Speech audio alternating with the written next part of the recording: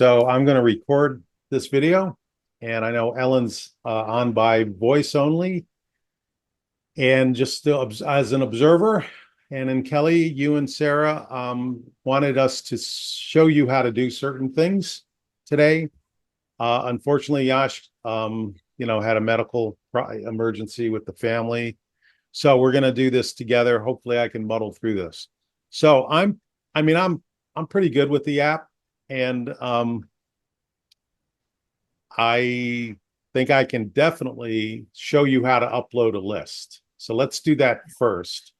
Okay. And then what I'm not too good at is creating campaigns, because I usually depend on the staff to do that for me. Okay. But I wouldn't mind muddling through it for lack of a better word, if you don't mind.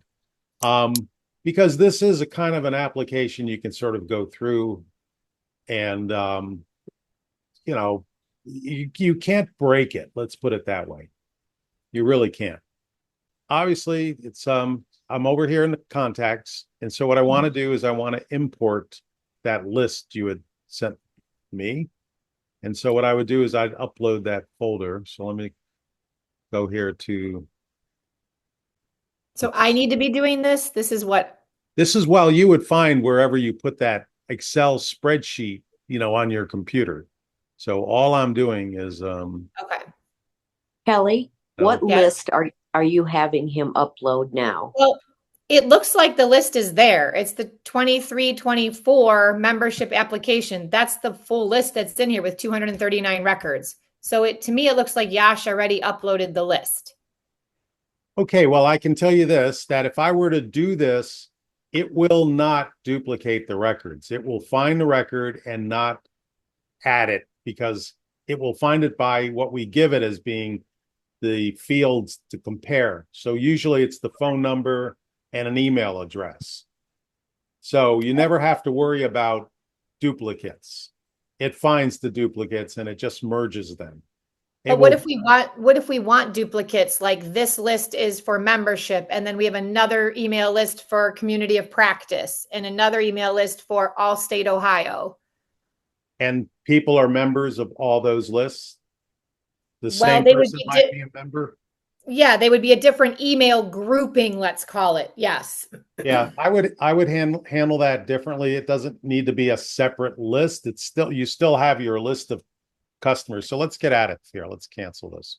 Okay. So, and the way we would suggest you handle that is simply by tags. Okay. So you give a person who's joined, a different list. So you would go in here and you'd add them. You would add the tag right here. Yeah, no, I can't see your screen. It's like not big enough for me to see. So But Al, you have to do that each one individually? No, that's what I'm telling you with the upload is you can upload the list. The person's already on the list, and the only thing that you're going to change is the tag. You might add a tag to their name. But you have to add the tag individually to each person? Well, you might have that because it's come to you through other means, but it needs to be added somehow. I mean, it's the way we're suggesting. And then what you can do is create a smart list, so that you'd be able to go in here. Right now we have this membership tag. So right. it's found So, all of this here. And then you can do a new smart list. So he created okay, so when he uploaded this list, he created one tag for all 239 records, and it automatically added that tag.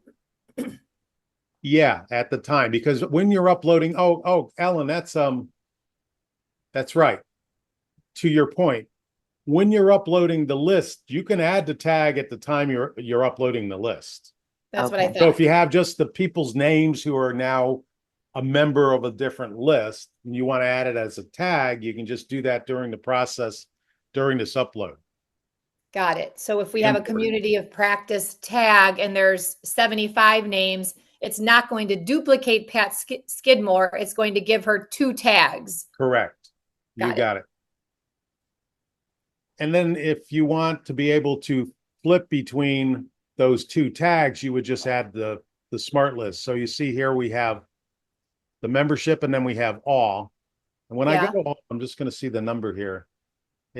I believe it's still the same number, 239 Yes. and 229. So there's 10 people who don't have the tag of the membership. Oh, I see that. Probably that like ninja@ninja.deb, something like that, maybe. Oh, this one. Those Yash Ninja. did some imports from the form before when we had met. There were some people that had imported already. So that's probably what that is. I mean, that would be because this is the only list that we've even sent Yash to import. So in in my mind, they should be the same because we've only sent him one thing. However, Like I said before, Yash had already imported some people from the Ninja form, from the new form. So oh, it could be new names. yeah, the Um, people who have renewed, Yash the had already. 24, 25. Okay, I have that list as well. Okay. This is last year's list. There was a major email campaign that's going to need to be sent within the next 2 days using this list of 239 people. You're not going to send it to the state list, Kelly? Well, we are. That needs to be sent within the next week, I would say. Okay. You can add names to your list and then so do you have that list, the state list? Do you have that in an Excel spreadsheet? I do. I received it today from You want Sarah. to review it and then send it to us and we'll add it and just tell us what tag to add. Okay. I mean, we can do this for you. We'll just have to bill you for the time. But Yeah, it but we're going to doesn't be take, doing this. We're probably going to be doing 3 of these a week. Like this oh, is how we yeah. run Constant Contact. Yeah. So we So want to yeah. be able to do it ourselves. So, but in the interest of you learning it, do you want to give me a list to add to just go through this exercise? Use this list, please. This membership One you list. just gave me? Yes. Okay. So let's just do that then. Import, right? I'm going to go to that upload and I just put that here. And then all you have to do is hit next. And then you're going to map the fields. I think What's it's the just an difference? address. Do you want to distinguish between home and a business address? Just address will work.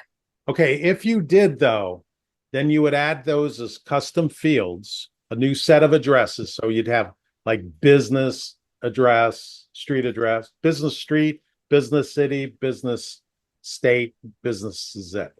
Those would be new fields, custom fields, and then they would pop up here and you'd be able to fill those fields up with the new data.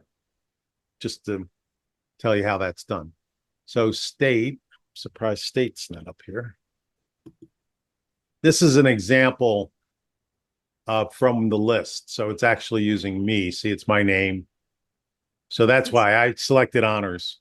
But we need your help select one. So I don't know. That's the drop down that you There can it is. volunteer. There it is. There it is. All Okay. right. I found the field. Yash knows all these fields because he created them in custom fields. So Al, can I ask a question? Yeah, please. Even though the 239 people are already in here, are we like mapping them somehow? I'm confused on what we're uploading because it's already in here, or you're just showing me how to upload something. Yeah, and you'll see that if any field wasn't filled in the last time this was imported, it will fill that field in for that individual. Right? So Okay. watch this. Okay, you have 3 unmatched columns. I'm just going to say don't import data in unmatched columns. I'm also going to show you how to add a smart list. Right? Remember how we talked about the tag? Yes. Okay, so now I go, so it looks good. Not doing middle name, not doing number. Is that a membership number maybe? No, Ninja form assigns a number to everyone that gets submitted. So they all come up with a number on them. Maybe that's it. Maybe that's the what? Oh no, it is their membership number. It is their membership number. Number, numerical. I can't remember what that list looks like, Kelly, but we did kind of array with membership numbers because we never really used them. But I think Ninja Forms assigns a number to each one and it comes up on the spreadsheet. All right, so next, right here where you say create a list of contacts from the import, right? And then you Okay. can go advanced and then find existing contacts. This is based on email. So you can add something like phone to sort of double check. It's probably not a bad idea. So email and phone are the two checks it will do. And then what it's going to do is it's going to add new and updated existing contact records, or add new contact record, or update existing contact records. Obviously, we want update existing contact records. Okay. And this import list, I don't mind doing that, just giving it the date as the name of the import list. It's probably a good habit because you can always back out an import.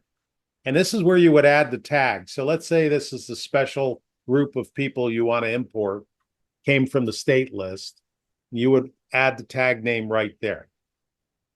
And then you can also add it to a workflow campaign, but that's getting probably more complicated than you need to know at this point. Okay, and then the last thing here, I confirm all contacts in this import have consent to hear from us, right? Yeah. So it's important to check that. And submit. And now the file's being processed. You click here for progress. It's actually, there's the import date. That's the bulk import. And it looks like it was completed. Fast. And you'll So be able go to back. see how many yeah, this is where you'll be able to see how many were imported. You can show imported, show error report if there is any. Doesn't look like any have been imported. So they were all in there before. What we ended up doing was just we may have added a field or two that wasn't imported before.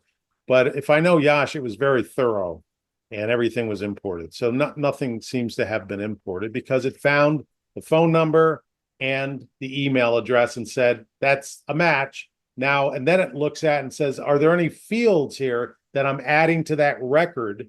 So each individual is a record, right? So it has Right. all the fields and it adds whatever information you added to that Excel spreadsheet in a new field. You can do that.